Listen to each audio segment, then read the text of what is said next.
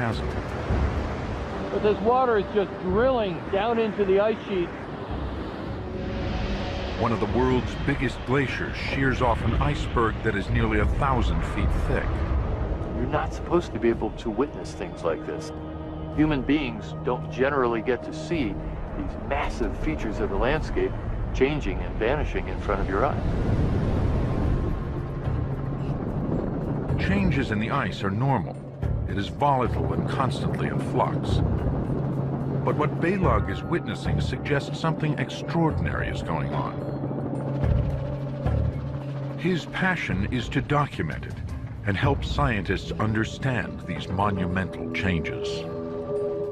Many of the changes we're seeing are unfolding faster than our ability to really understand them. Our relationship with ice is one that has very dramatically, if not violently, shifted from one of, don't worry about it, to one of, boy, you know, this is one of the most important controllers of the future environment of the planet. Balog's work frames one of the most important scientific questions humans have ever faced. How fast will the world's glaciers and ice sheets melt? And what will all that melting mean for us?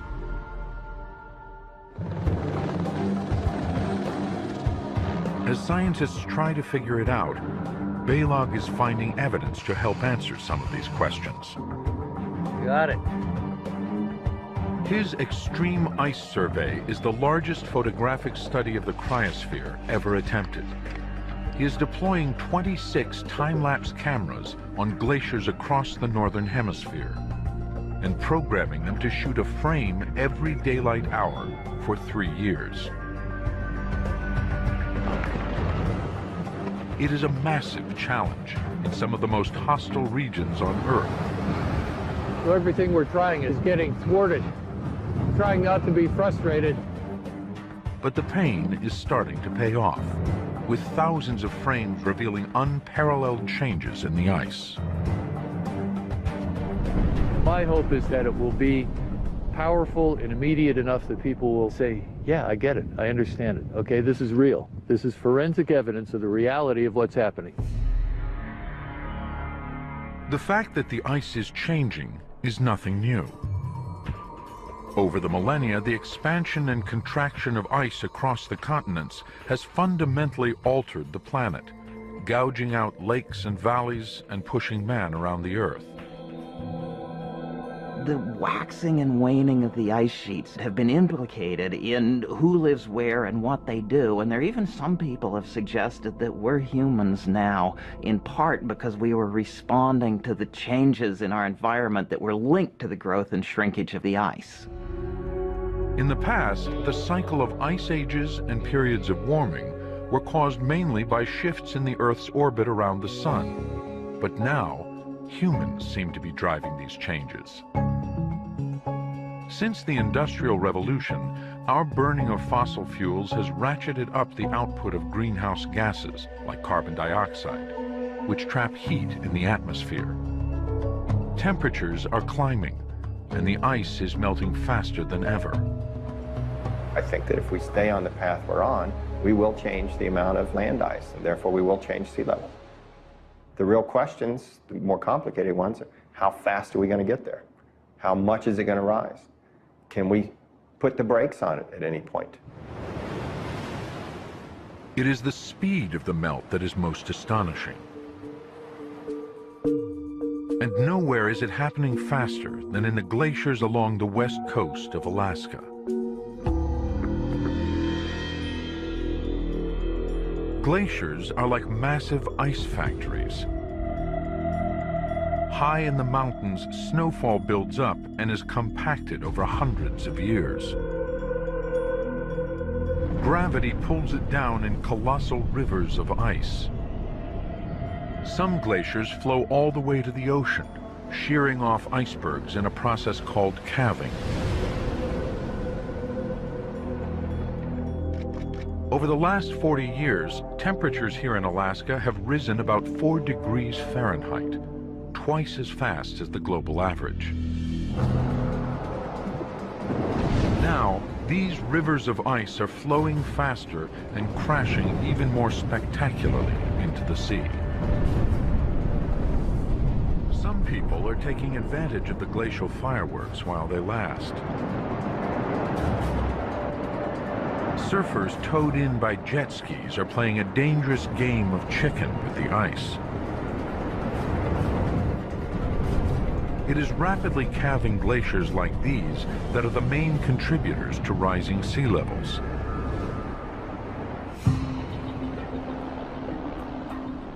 Alaska's Columbia is one of the biggest ocean-feeding glaciers in North America. In the early 1980s, the Columbia started flowing faster and began calving far more ice into the ocean than was being replenished by snowfall upstream. Baylog and the Extreme Ice Survey glaciologists are trying to figure out how much ice the Columbia is losing and whether or not it can survive.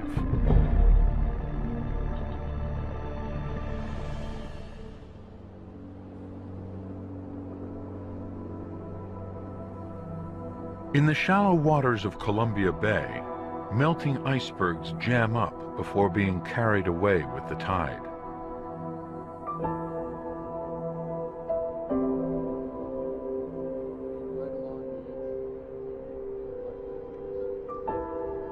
This is the end of the line for the Columbia, a crystal maze of deteriorating ice that draws Baylog in. Out here. Basically, we're looking at a whole landscape full of crystals. It's a cool spot. There's a lot of power here. It seems to be calm, it seems to be still, but there's this constant energy of the sea coming and going and carrying this huge glacier away.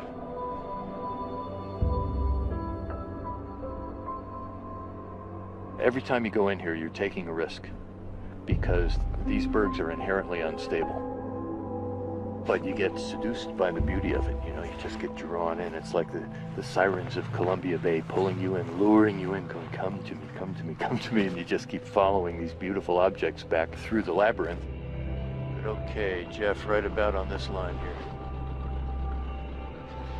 The light that really makes these sculptures come alive is bouncing off the surface of the water. So the bergs are lit from within.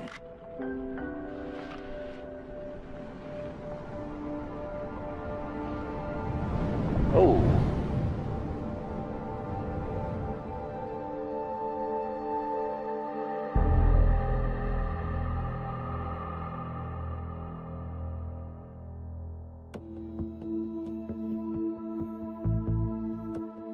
At the Extreme Ice Survey camp, glaciologist Tad Pfeffer tracks the flow of the Columbia. As the glacier moves, it churns up dirt and rocks that collect on its surface. The Columbia is so vast, it's hard to imagine it vanishing. Pfeffer and his colleague Shad O'Neill are taking its vital signs, measuring the speed of the glacier over several years to determine whether it's speeding up or slowing down.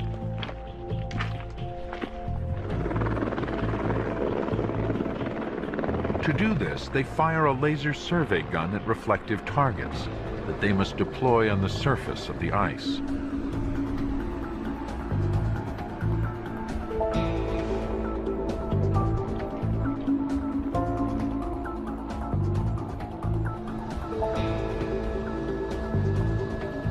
As the pilot hovers a few inches above the glacier, O'Neill positions the target onto the ice.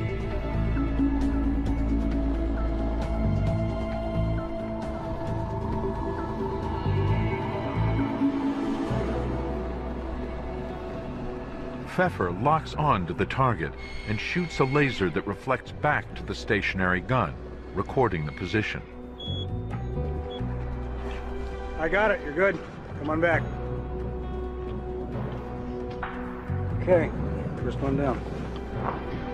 1.1 kilometers away. The target moves with the ice. By tracking its movement with the laser over several days, they will be able to calculate the speed of the Columbia. Just down the fjord, Baylog and extreme ice survey engineer Adam LeWinter climbed down to one of the time-lapse cameras they installed a year ago. Oh, yes, here it is. Here. Still all there? Yeah, the camera's here, but Nice. what happened to the glacier? When I was here a year ago, the calving face was just right there.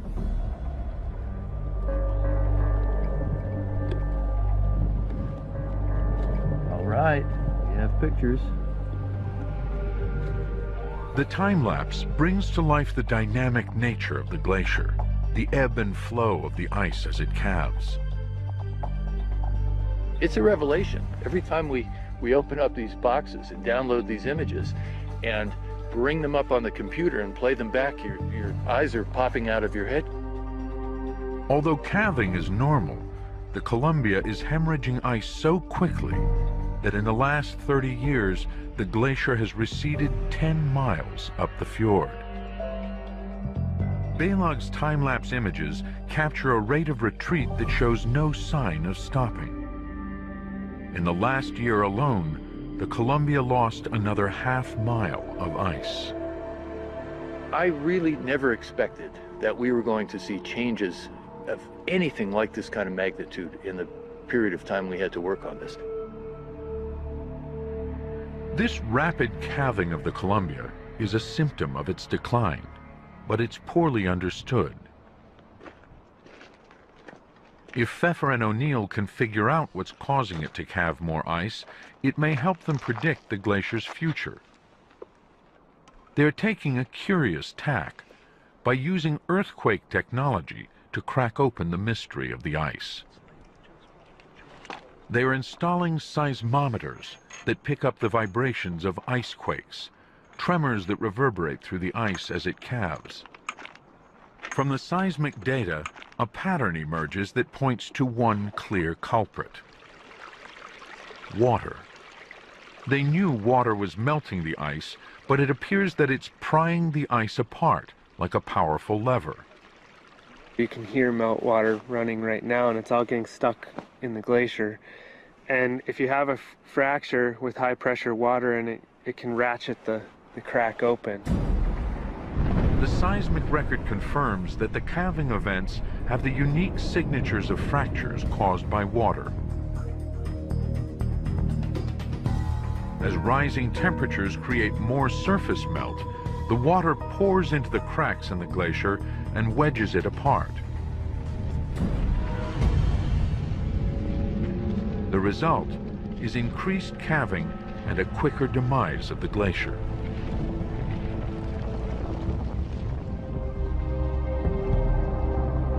Oh, there's a big one coming up from underneath. There it is. Baylog is seeing this powerful fracturing effect firsthand as the fjord below comes alive. That basal ice has come up from the very bottom of the glacier, that dark blue out there. As the ice and the snow are squeezed together, the air gets driven out of it. And so the color becomes more and more pure. The air bubbles are what make it white. And so when the base of the glacier breaks up, you get these fantastic sapphires and turquoises boiling up out of nowhere, you know, and that's what these bergs are.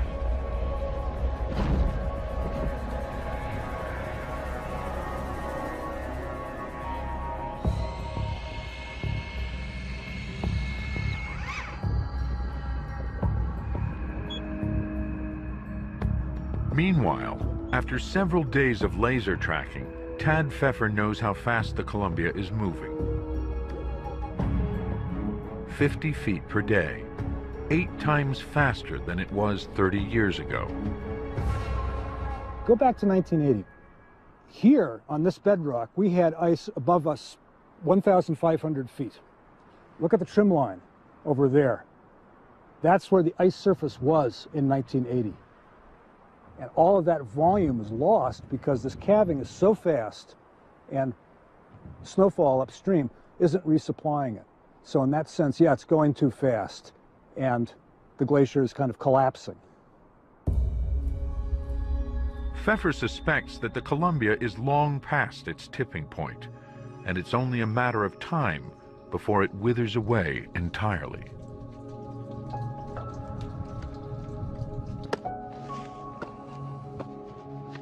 This kind of ice is called dead ice. It's no longer part of the living, active glacier. It's stranded up on the side of the ice stream, and it's melting away and collapsing. And as it does that, all the erosional debris that's on the top continues to concentrate until you have this ice covered in blackness.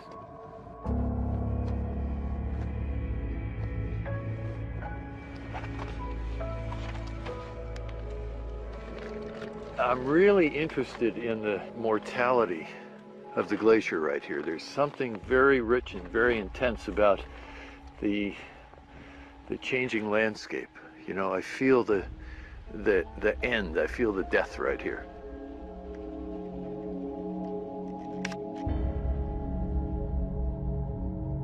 The problem is, it's not just the Columbia that's on its way out.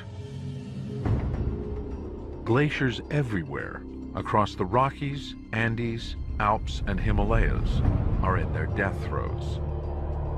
The people that live near the mountains and watch the glaciers know that the world is changing. We are heading towards Glacier National Park without any glaciers. We're seeing, huge changes in Glacier Bay in Alaska and other places. If you go, if you look, you see it. The consensus is that in the next 50 to 100 years, mountain glaciers almost everywhere will simply disappear. From the loss of mountain glaciers alone, sea levels will rise by almost a foot, displacing millions of people around the world. But the biggest cost will be the loss of these huge natural reservoirs of fresh water, water that 1/6 of the world's population depends on. The hardest hit will be in Asia, where nearly 1 billion people get their drinking water from Himalayan glaciers. The abrupt collapse of the world's mountain glaciers raises even more disturbing questions about the Earth's biggest tracts of ice: the polar ice sheets of Antarctica and Greenland. The real wild cards are what the big ice sheets are going to do. We're already seeing the Greenland ice sheet start to behave in rather disturbing ways. We're playing with fire, if you will, when it comes to the ice sheets. We don't know whether if we get these big, massive, freight train-like beasts going, whether we can stop them.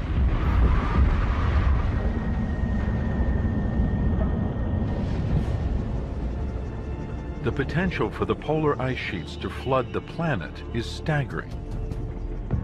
If all of Greenland and Antarctica were to melt, the oceans would rise 200 feet. But over geologic time, these ancient bulwarks of ice have withstood many bouts with climate warming.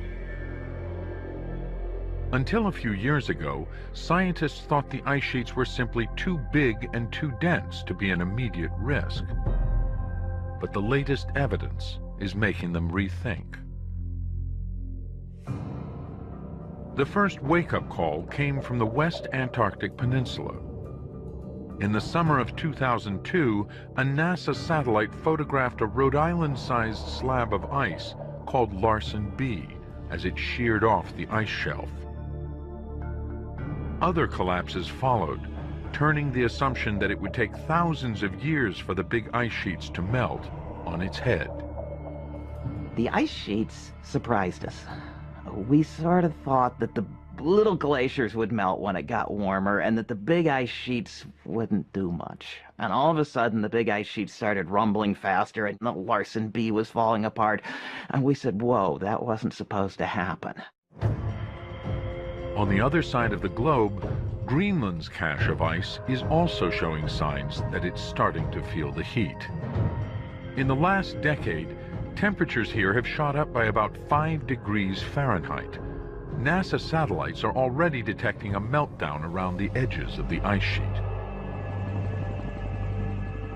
Global warming is hitting hardest in the Arctic, and all eyes are now fixed on Greenland's ice. Its next move could be the game changer for rising sea levels. In the heart of Greenland, Beilage and scientists encounter an entirely different realm.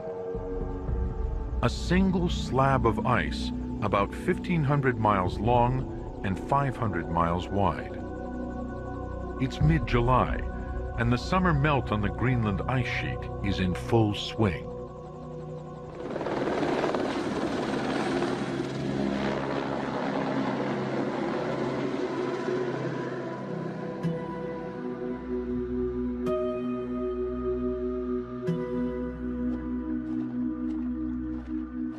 It's sort of like an ice version of Kansas out here. It feels like you're out in the Great Plains, and it just happens to be white, and there's this vast dome in the sky overhead. It's unbelievable. There's no sound at all. No sound, except the wind and the water. It looks quite featureless when you just look horizontally, but as you walk over it and you look down on it, there's a tremendous amount of texture and detail in here. This entire surface is like one gigantic Swiss cheese.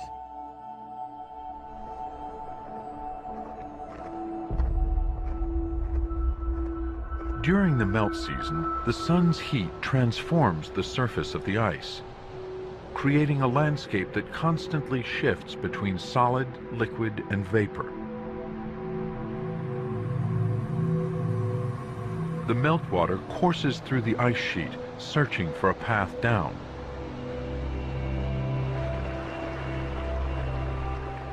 Figuring out how this complex plumbing works is essential for predicting the future of the ice sheet.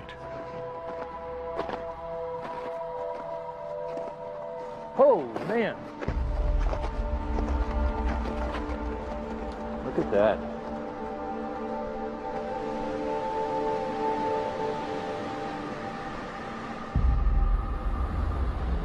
Whoa, that is intense. Oh my God. I can see, I think, maybe 250 feet down into the dark. No sign of the bottom. But this water is just drilling down into the ice sheet. There's this great unknown here. This great mystery of where does all this water go? And what does it do to the flowing and the melting of the ice sheeting, sending it out to sea? Nobody really knows. Beilage wants to get a shot that delves deep into the underbelly of the ice. The only way to secure his ropes is to thread them through the ice sheet. You know, this ice sheet is cooking down and melting a lot, so this whole top 1.5 feet where you would normally put an ice screw is rotten and loose. Whereas here we're actually using the ice sheet itself and the strength of the ice to anchor the ropes. So here we go. All right. A little slack. Okay. Wow. Yay. How about that?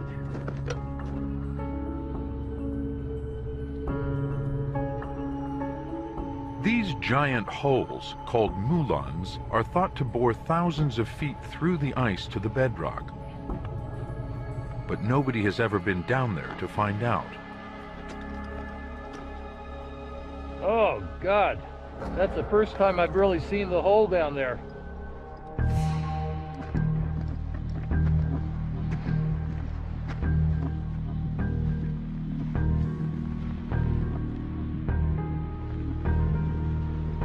This whole balcony could go any second. There it goes!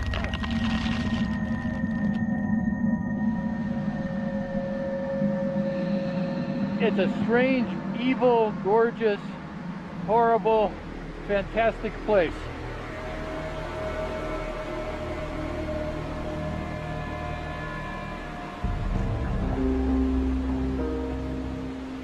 Wow, I mean, there's hundreds of years of ice here layered in, and we're looking into the cross-section of this life history of the glacier. And it's so beautiful, this insane aquamarine and all this scalloping and fluting from the water. What a spot. Beilage is just scratching below the surface of the ice sheet. Below him is another half mile of solid ice. In these compressed layers of the ice sheet, there are clues to how fast Greenland could melt.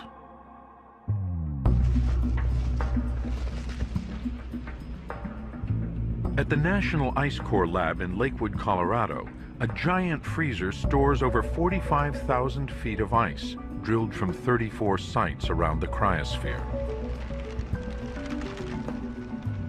Dating back hundreds of thousands of years, these ice cores are time capsules that allow scientists like Jim White to peer deep into the history of ice.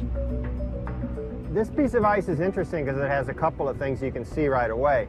One is there are bubbles throughout here. These bubbles are little packets of air. It's these bubbles we can take out and measure CO2 and methane and nitrous oxide. It's the only medium that really collects the atmosphere itself. The other thing you can see in here quite clearly is you can see the layers. And the thickness is going to tell you how much snow fell that year. So you get a couple of pieces of climate information and a dating scale just out of visually looking at this ice core. Most importantly, scientists have identified a direct historical link between increases in greenhouse gases like carbon dioxide and steep rises in global temperatures. At every peak, big rises in sea level followed as Greenland's ice sheet shrank. The ice core records also reveal a particularly telling moment in Greenland's history. Roughly 125,000 years ago, temperatures rose by about 7 degrees Fahrenheit. The entire southern portion of the ice sheet melted, and global sea levels rose by over 10 feet. It was caused by a change in the Earth's orbit around the Sun, which increased temperatures and released carbon dioxide from the oceans. The more recent ice core record shows the potential for a similar meltdown. Right now, greenhouse gas levels in the atmosphere are even higher than they were 125,000 years ago, higher than they've ever been in the last 500,000 years. Temperatures are already following suit. The only explanation is the burning of fossil fuels.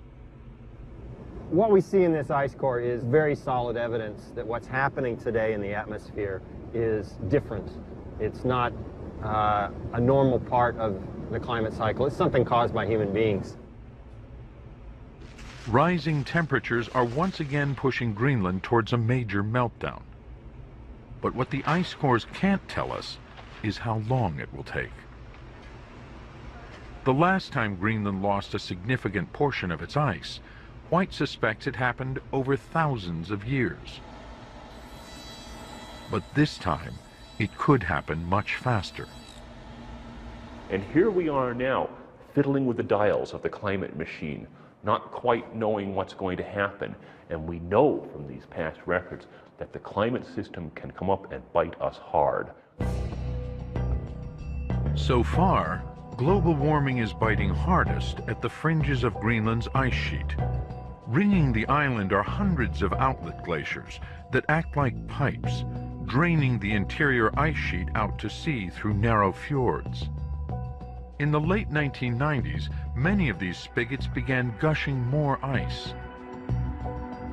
One of the largest, Jakobshavn, is now pumping out over 40 billion tons of icebergs each year, more than any other glacier in the northern hemisphere. These icebergs reach the open ocean at Disco Bay.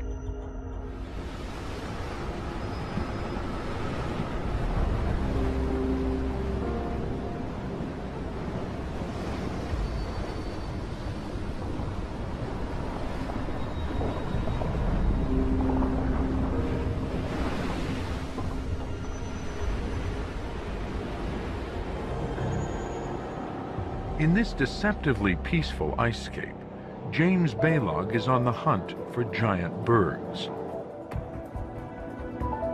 Some of these blocks of ice rise over 300 feet above the waterline, but 90% of their mass is hidden below. Oh my God, these things are gigantic. If they roll over, we'll be swimming with the fishes.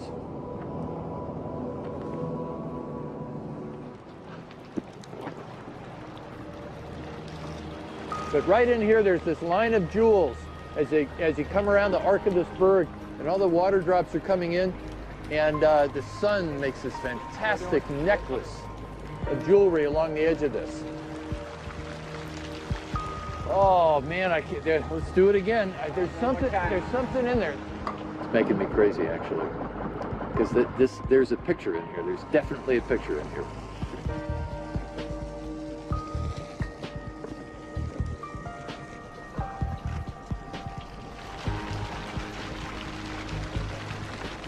Wow, that was amazing.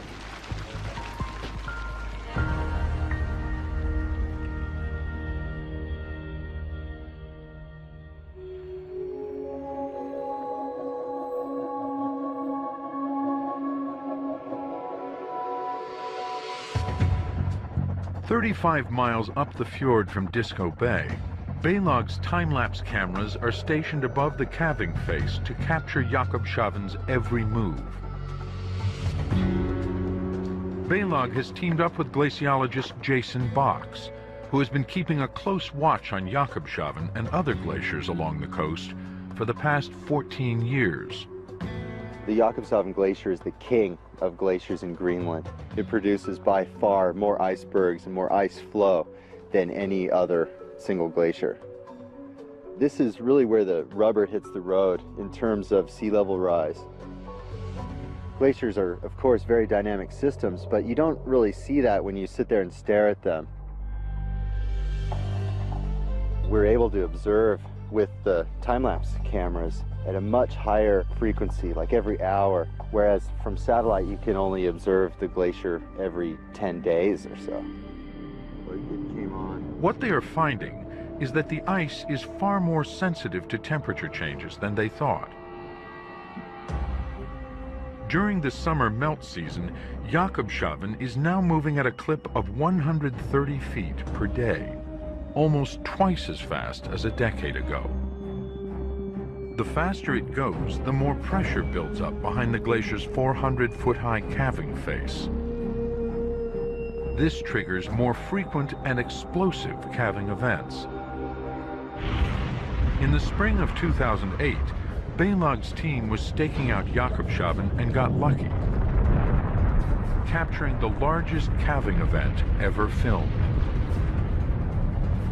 In the space of about an hour, a section of ice as wide as Manhattan sheared off the glacier. We've underestimated the sensitivity of these systems. We are approaching the threshold of viability for the Greenland ice sheet, and that's when the melting occurs high enough on the ice sheet that no matter how much snow accumulates, there's net loss every year. Greenland is already losing 150 billion tons more ice every year than it gains in snowfall. As temperatures go up in the coming decades, even more ice will be lost. The hard part is figuring out how much and how fast. There's big questions now that we didn't think we were going to have to solve. They're hard questions. Ultimately, you crank up the temperature in the air and the ice sheet notices and it flows faster and it raises sea level. But how fast and how much are questions that really we don't have answers to. Some of those answers may be hidden deep under the ice.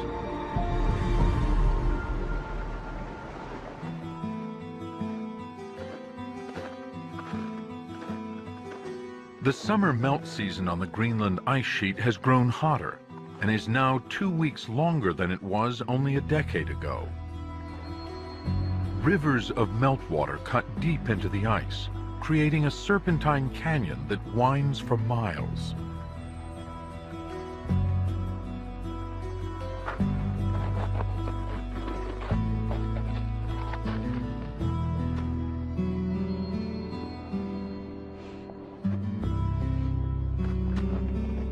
This is one of the most exceptional landscapes I've ever seen in my life. You know, this looks so much like those incredible canyons out in the sandstone country in Utah. And you have that, except it's sculpted out of ice. It's like this huge, incredible cake sculpted by this river in here, and it's like the world isn't supposed to look like this.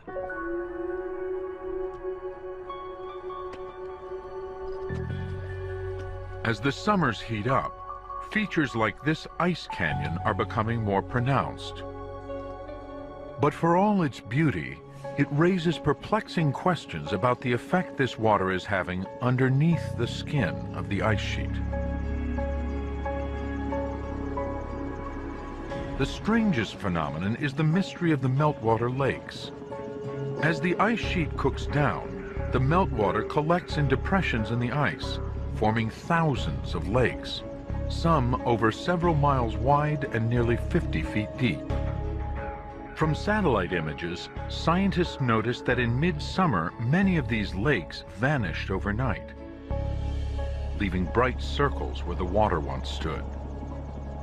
Until recently, it was assumed that the water was absorbed and refrozen into the ice sheet. But Ian Jochen and Sarah Das have a hunch that the water could be having a deeper impact. These events are so unpredictable, nobody has ever observed them. But Das and Jochen just came close.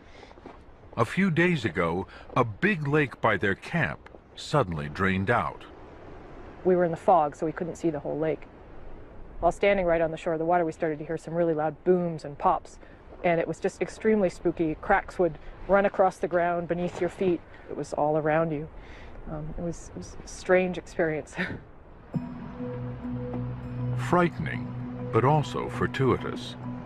They had placed a device that measures water pressure called a pressure logger in the bottom of the lake, hoping it might drain. If they can find the logger, their bet might pay off.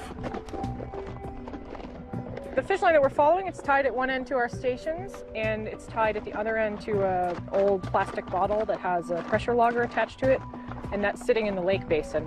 And so we're following the line out, hoping that at the end we'll find it tied off to our loggers. The loggers should reveal exactly when and how fast the lake drained. Everywhere, truck-sized blocks of ice litter the lake bed, evidence of the violent forces uncorked as the water rushed out. I see Hey, it! there it Look is. at that. Whoa. In there, under the ice. Watch your fingers. I'm gonna. There's one of them. With the loggers in hand, they can now plot out the minute-by-minute account of the mass draining of the lake. So what you see here on the left is early June when there's no water in the lake. And as more water fills the lake, the pressure goes up, the height of the water column goes up and up, up, continue to fill till about this point. And then on July 10th, boom, you see the lake drop in a matter of about 40 minutes. GPS data reveals that so much water drained out so quickly, the surrounding ice was pushed up by several feet. Well, as you can see from the blocks all around us, it's a tremendously violent event. You have a lake that's 2 miles wide, 40 feet deep, and all of a sudden it drops 3,000 feet through the ice. It would have basically been one of the tallest waterfalls in the world. The flow into these cracks in the lake bed is greater than the flow over Niagara Falls. Instead of being absorbed and refrozen into the surface ice, they discovered that the water dropped all the way to the bedrock. There, it lifts and lubricates the ice sheet and accelerates its slide. And if you have increased warming, especially in the summertime, over the ice sheet, you're going to just increase the supply of meltwater to the bed. And potentially that could escalate the speed up. Their breakthrough solves the mystery of the meltwater lakes. They'd measured it, but because of the fog, they hadn't seen it happen. By sheer chance, the very next morning, Balog and the scientists would witness it firsthand. About a mile away from his camp, a smaller lake that was full only hours before suddenly starts to drain. Balog heads for the water line to try to find where the water is going. This is the world's most treacherous footing. These wave cups are hard walking as it is. And with them just emerged out of the lake, they're slick as can be. There's so much water packed in there. It's just like grease on top of glass.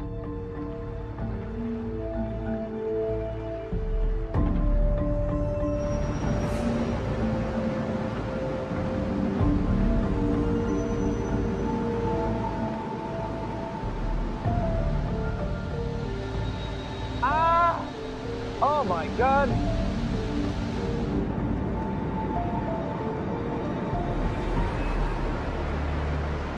Not being roped up here is one of the scariest, dumbest things I've done in my life.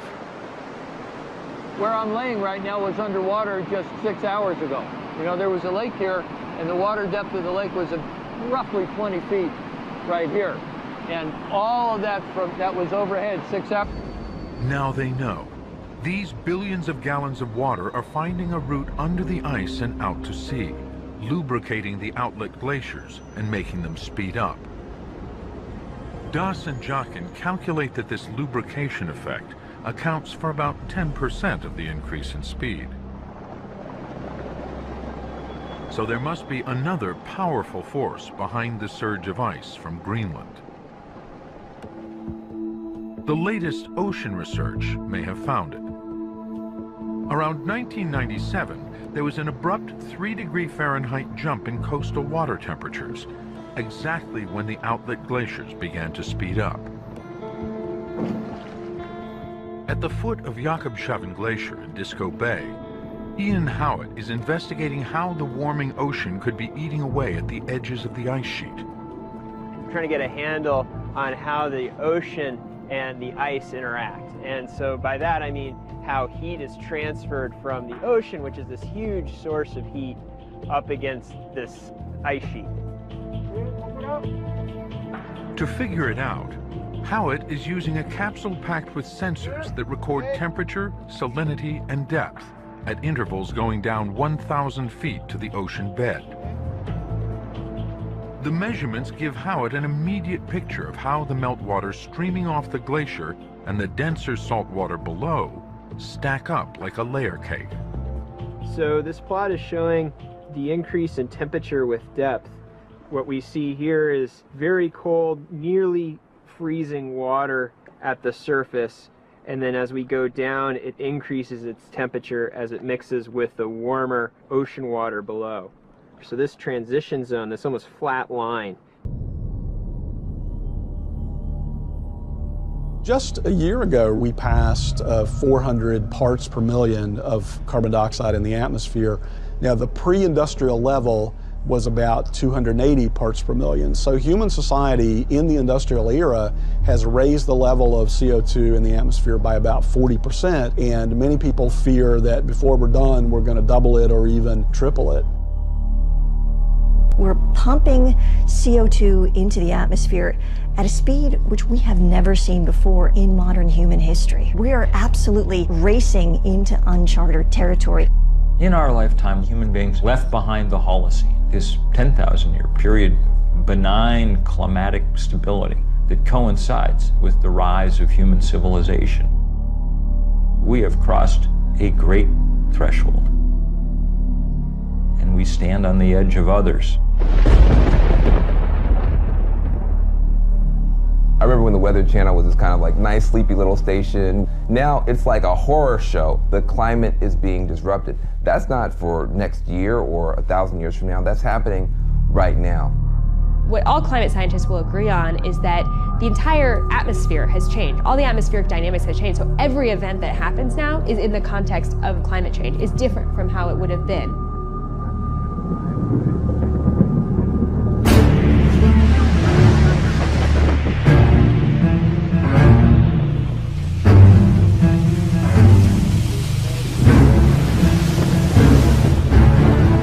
Typhoons slammed the Philippines with winds of 195 miles per hour. That's higher than the winds from Hurricanes Sandy and Katrina combined. The world is mobilizing to help the Philippines, but just a trickle of food and water and medicine has reached the victims of Typhoon Haiyan. More than 1 million people were forced to flee their homes, many now trying to salvage what's left. Hundreds of thousands are thronging relief centers, desperate for life's necessities. Many residents covered their faces to mask the smell of the dead while they searched for relatives in some of the hardest hit areas. This is one of the top storms ever seen on this planet.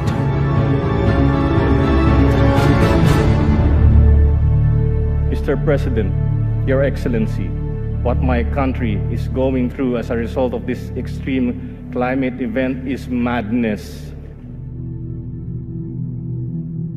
Super Typhoon Haiyan made landfall in my own family's hometown.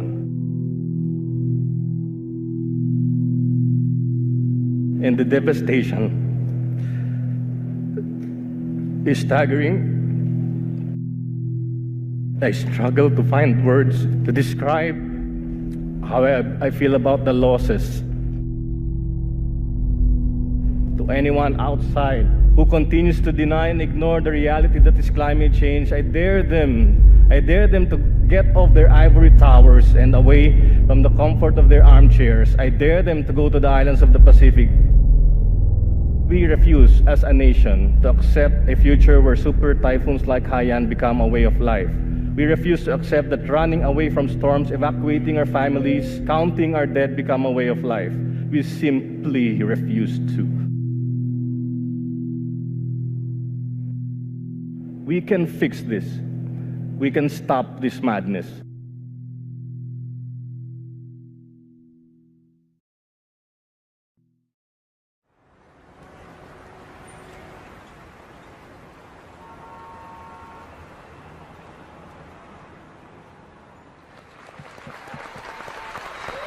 Hello, hello, hello.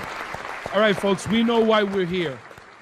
We have 80 days starting tomorrow to pull off the largest climate march in history. It's really important for folks to remember that although climate change affects everyone, the impacts are not evenly distributed. And we're asking each one of these breakout groups, prioritize people of color, folks, because this is real, it's disproportionate, and it's time to bring it.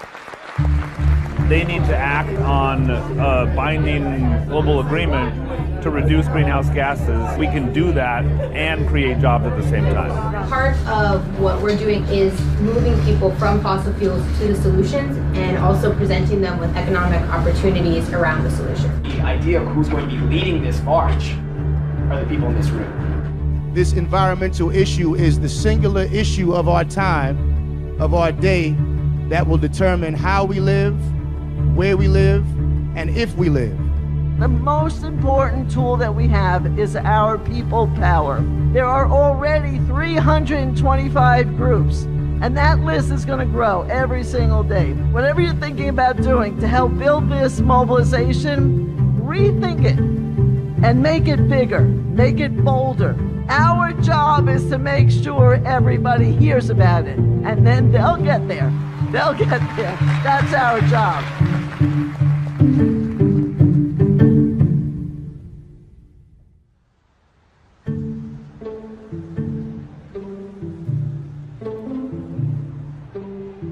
In 1982, the UN convened a first special session on nuclear disarmament. And we came together and said, when the representatives of governments all around the world gather in New York City at the UN, we need to be on the streets making our voice heard. New York City's anti-nuclear demonstration turned out to be the biggest political demonstration in U.S. history. It was, and still to this date, is the largest single gathering, if you will, of people in this country. I think there was one computer in the office. Everything else was by phone and this thing we called the mail.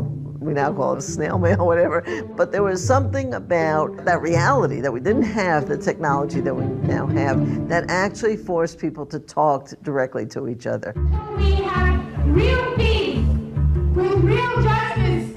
We will not go home and be quiet. We will go home and organize. One of the really interesting things about that demonstration is that some 600 local groups were formed, and many of those groups lasted for years afterwards. To me, the real power of that day was the organizing experience that led up to it, and then the organizing that came out of it.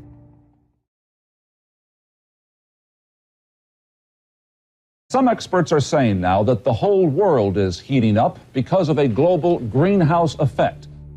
Scientists had been saying for a long time that climate change might occur, but 1988 is the year when Jim Hansen and his team at NASA say, both in the scientific peer-reviewed literature and in public, that it's actually happening. The changes in atmospheric composition that humans were making was going to have a big impact on the Earth's climate. The greenhouse effect has been detected, and it is changing our climate now.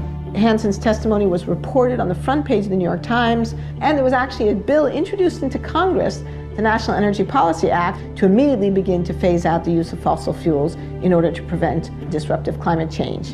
And of course, that was supported by the creation of the IPCC, the Intergovernmental Panel on Climate Change, that year. So there was political momentum, there was scientific momentum, there was strong scientific evidence, there was media attention, and then the whole thing kind of fell apart. The Earth Summit, a 12-day, 178-nation conference on the environment, began today in Rio de Janeiro. Battle lines are already drawn between the haves and the have-nots. So far, all the agreements are non-binding, requiring no specific action on the environment. As time has gone on, the scientific warnings keep intensifying, and yet there has been no effective political response. All political efforts to get a handle on this issue have essentially failed. I am the one that is burdened with finding the balance between sound environmental practice on the one hand and jobs for American families on the other. The agreement hammered out in Kyoto, Japan, requires industrialized nations to make substantial cuts in greenhouse gas emissions. The United States actually never ratified the Kyoto Protocol, which is one reason it didn't work. President Bush ignited a storm of controversy when he decided to abandon the Kyoto Protocol, which sets caps on the emissions of greenhouse gases in developed nations. For nearly 2 weeks, the U.S. delegation had blocked proposal after proposal, draft after draft, refusing to even discuss mandatory cuts in greenhouse emissions. Now we switch to the big climate conference going on in Copenhagen. Today, developing countries made themselves heard. People are dying. Led by Africa, 135 nations, including India and China, staged a 5-hour boycott, angry over what they say are insufficient carbon cuts proposed by the world's rich countries. If Hollywood had been writing the story, you know, it all would have come right in the end, and all the nations would have pledged their best effort. And nothing like that happened. The thing was a fiasco, a failure. The frustrations of the last 10 days explode on the streets of Copenhagen. Outside the Bella Center, where negotiators still haven't reached a climate agreement, 2,500 protesters try to storm the hall to make an impact. Nothing happened because the fossil fuel industry was still strong enough to scare nations into avoiding the issue. What happened in Copenhagen for a lot of people was this realization no leader was coming to save us. We have to be strong enough to scare our national leaders into doing the right thing in New York City in September. If we can demonstrate that, then better things will happen in Paris than happened in Copenhagen. These things are not separate moments in time. This is all part of one string, and what we're fighting towards in Paris is highly dependent on what happens in September. This is going to have to be the fight of our lives.